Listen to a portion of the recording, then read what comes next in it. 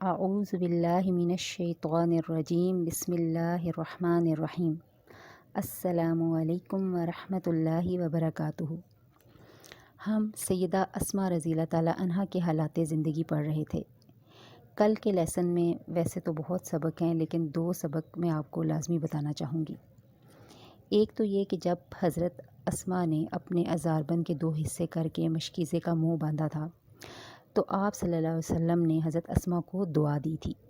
اس سے ہمیں یہ سبق ملتا ہے کہ جب بھی کوئی آپ پر چھوٹا یا بڑا کوئی بھی احسان کرے تو آپ اس کو دعا ضرور دیں۔ مثلاً کوئی آپ کو پانی پلائے تو آپ کہیں کہ اللہ تعالیٰ تمہیں سلسبیل کا پانی پلائے۔ اسی طریقے سے دوسرا لیسن اس میں یہ ہے کہ جب آپ کے دادا ابو قحافہ نے آپ سے آپ کے والد کے بارے میں کہا کہ وہ آپ کے لیے کچھ بھی نہیں چھوڑ کر گئے، تو آپ نے اس سچویشن کو بہت حکمت سے ڈیل کیا، اور اس سے ہمیں یہ حکمت پتہ چلتی ہے کہ بعض اوقات معاملات کی حقیقت نہ کھولنا ہی بہتر ہوتا ہے۔ آج ہم پڑھیں گے کہ آپ سیدہ اسماء جو ہے ان کی اسلام کے ساتھ کیا وابستگی تھی۔ سیدہ اسماء کو اپنے دین پر بہت فخر تھا۔ وہ دین اسلام کے احکامات پر عمل پیرا ہوتی تھی۔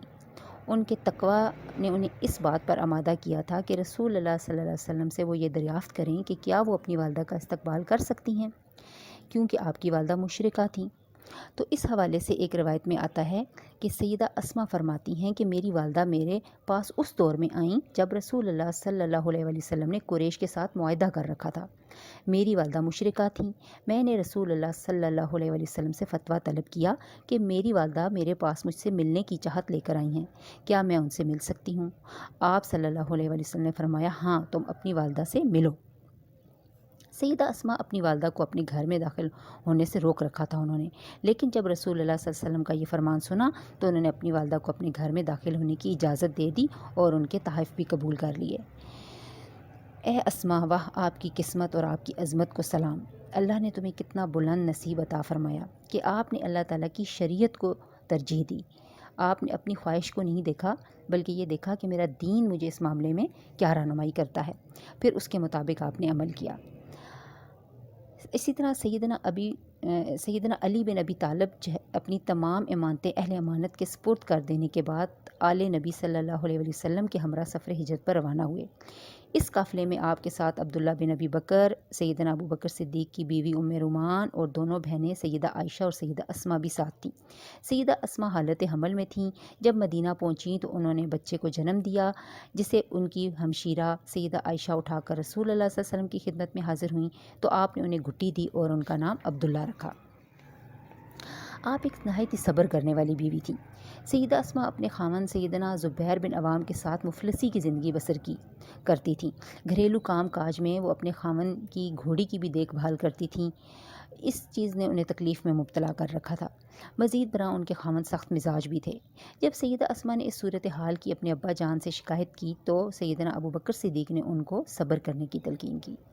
تھوڑے عرصے بعد سیدنا زبیر بن عوام کی مالی حالت بہتر ہو گئی، مال و دولت کی فراوانی ہو گئی، لیکن اس مالی فراوانی اور گھریلو خوشحالی نے سیدہ اسماء کے طرز معاشرت میں کوئی تبدیلی پیدا نہ کی۔ سیدہ اسماء دل کی بڑی غنی تھی۔ دنیاوی چمک دمک ان کی طبیعت پر قطعاً اثر انداز نہیں ہوتی تھی۔ وہ کثرت سے صدقہ و خیرات کرنے والی تھیں۔ جب وہ بیماری میں مبتلا ہونے کے بعد شفا یاب ہوئیں تو انہوں نے اللہ رب العزت کا شکر ادا کرتے ہوئے اور اس کے فضل و کرم کا اعتراف کرتے ہوئے اپنے غلام آزاد کیے۔ وہ اپنی اولاد کو بھی سخاوت کی تلقین کیا کرتی تھیں اور کہتی، خرچ کرو، صدقہ و خیرات دو اور فراوانی کا انتظار نہ کرو۔ سیدنا اسماء نے اپنے والد گرامی کی نصیحت کو اپنی اولاد کی طرف منتقل کیا اور اپنے بیٹے کو عبداللہ کو بلند اخلاق کے جوہر سے آراستہ کیا۔ سیدنا زبیر مشرکین کے ساتھ نبرد آزما ہوتے وقت اپنے بیٹے عبداللہ کو سواری پر اپنے پاس بٹھا لیتے تاکہ وہ لڑائی کا فن سیکھ لیں اور شاہ سواری میں مہارت حاصل کر لیں۔ وہ اپنے والد گرامی سے شرف و کرم کا درس دیا کرتے تھے۔ سیدہ اسماء نے اپنے بیٹے میں دین الہی کے غلبے کے لیے بہادری کا جوہر پیدا کیا اور اسے ہر گھڑی حق کا ساتھ دینے کے لیے تیار کیا۔ رسول اللہ صلی اللہ علیہ وسلم کے دنیا فانی سے کوچ کرنے کے بعد سیدہ اسماء ایک مضبوط سہارے سے محروم ہو گئیں۔ پھر کچھ عرصے کے بعد سیدنا ابو بکر صدیق بھی دنیا فانی سے کوچ کر گئے، جس سے یہ دوسری بڑے مضبوط سہارے سے محروم ہو گئیں۔ اب ہم دیکھیں گے سیدہ اسماء کی انوکھی بہادری اور ثابت قدمی کی مثال۔ سیدہ اسما اپنے بیٹے عبداللہ کے ساتھ زندگی کے دن بسر کرنے لگیں۔ وہ ایک بہادر شخص تھے جس نے اپنی والدہ کی نگرانی میں پرورش پائی تھی۔ انہوں نے اپنے بیٹے کو شمائل محمدیہ سے آراستہ کیا تھا۔ دن پہ دن گزرنے لگے، عبداللہ بن زبیر بڑے محتاط دانشور بن گئے، انہیں شمشیر زنی میں مہارت حاصل تھی۔ یزید بن ابی سفیان کے بعد مروان بن حکم بھی سیدنا عبداللہ بن زبیر کو اپنے زیر فرمان بنانے میں کامیاب نہ ہو سکا۔ جب اس کا بیٹا عبد الملک بن مروان مسند اقتدار پر براجمان ہوا تو اس نے عراق کے گورنر حجاج بن یوسف کے ساتھ اس بات پر اتفاق کیا کہ عبداللہ بن زبیر کو طاقت کے زور پر مطیع فرمان بنایا جائے اور اس مقصد کے لیے مکہ معظمہ پر چڑھائی کی جائے۔ وہ اگر اطاعت قبول نہ کرے تو اس کا کام تمام کر دیا جائے۔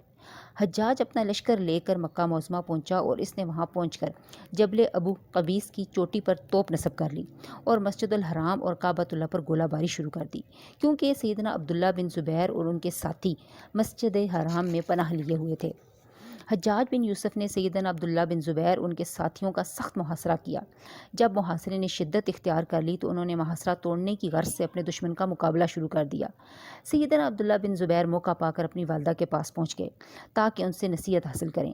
سیدنا عبداللہ بن زبیر نے اپنی والدہ کو بڑے واضح انداز میں بتایا کہ بیشتر ساتھی ان کا ساتھ چھوڑ گئے ہیں، محاصرہ بڑا سخت ہے، حالات بڑے کٹن ہیں۔ سیدہ اسما نے اپنے بیٹے کو نصیحت کرتے ہوئے کہا کہ بیٹا، قتل ہو جانے کے ڈر سے اپنے دینی جذبات کو پامال نہ کرنا۔ سیدنا عبداللہ بن زبیر نے کہا، اماں جان، مجھے اندیشہ ہے کہ وہ مجھے قتل کر کے میری لاش کے ٹکڑے ٹکڑے کر دیں گے۔ سیدہ اسما نے فرمایا، بیٹا، بکری کو جب ذبح کر دیا جاتا ہے تو پھر اسے کیا، جس طرح بھی اس کے گوشت کو کاٹا جائے، اس سے کیا فرق پڑتا ہے؟ بیٹا جاؤ، اللہ کی مدد طلب کرو اور اپنی بصیرت کے مطابق عمل کرو۔ سیدنا عبداللہ بن زبیر اپنی والدہ کے پاس سے اٹھے اور بڑی بہادری کے ساتھ میدان میں اتر کر دشمن کے ساتھ مقابلہ کرنے لگے۔ سیدنا عبداللہ بن زبیر ظالم کے سامنے ڈٹے رہے، پورے جوش و جذبے کے ساتھ دشمن کے ساتھ نبرد آزما تھے کہ اسی دوران مسجد کا ایک ستون ٹوٹ کر آپ پر گرا، جس سے وہ شہید ہو گئے۔ امام مسلم اپنی کتاب صحیح مسلم میں سیدنا عبداللہ بن زبیر کے شہادت کے واقعے کو بیان کرتے ہوئے فرماتے ہیں کہ سیدنا عبداللہ بن زبیر کو شہر کی ایک گھاٹی میں دیکھا گیا کہ ان کی لاش پڑی ہوئی ہے اور ان کے پاس سے قریش اور دوسرے لوگ چپکے سے دیکھتے ہوئے گزرتے جا رہے ہیں۔ جب سیدنا عبداللہ بن عمر وہاں سے گزرے تو لاش کو دیکھ کر رک گئے اور 3 مرتبہ لمبی آہ بھرتے ہوئے کہا، اے ابو خبیب، السلام علیکم۔ پھر غمزدہ ہو کر 3 مرتبہ یہ کہا کہ اے ابو خبیب، میں نے تجھے اس مقابلہ آرائی سے روکا تھا۔ اللہ کی قسم، میری معلومات کے مطابق تو روزے دار، عبادت گزار اور صلہ رحمی کرنے والا تھا۔ اللہ کی قسم، تو امت کا ایک بہترین فرد تھا۔ یہ کہتے ہوئے سیدنا عبداللہ بن عمر رضی اللہ تعالیٰ عنہ وہاں سے چل دیے۔ حجاج بن یوسف کو سیدنا عبداللہ بن عمر کے وہاں رکنے اور ان کی باتوں کا پتہ چل گیا۔ اس نے سیدنا عبداللہ بن زبیر کی لاش کو تختہ دار سے اتارنے کا حکم دیا اور اسے یہودیوں کے قبرستان میں پھینک دیا گیا۔ پھر حجاج بن یوسف نے سیدنا عبداللہ بن زبیر کی والدہ سیدہ اسما کی طرف پیغام بھیجا کہ وہ ان کے پاس آئیں۔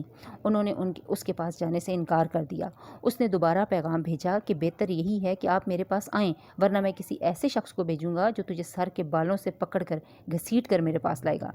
سیدہ اسما یہ سن کر پورے جوش و جذبے سے کہنے لگیں، جاؤ، اس کو کہہ دو میں تیرے پاس نہیں آؤں گی، تو ایسے شخص کو بھیج جو مجھے بالوں سے پکڑ کر گھسیٹ کر تیرے پاس لے کر آئے۔ پھر حجاج نے جوتے پہنے اور اکڑ فون کرتا ہے اور اتراتے ہوئے چلا اور سیدہ اسما کے پاس پہنچ کر کہنے لگا، دیکھ لیا اپنے بیٹے کا انجام، میں نے اللہ کے دشمن کے ساتھ کیا سلوک کیا۔ سیدہ اسما نے کمال حوصلے اور صبر کا مظاہرہ کرتے ہوئے فرمایا، تو نے اس کی دنیا خراب کر دی اور اس نے تیری آخرت برباد کر دی۔ پھر فرمانے لگیں، مجھے پتہ چلا ہے کہ تو میرے بیٹے کو ذات النطاقین کا فرزند کہہ کر پکارتے ہو۔ ہاں، مجھے اپنے ذات النطاقین ہونے پر فخر ہے۔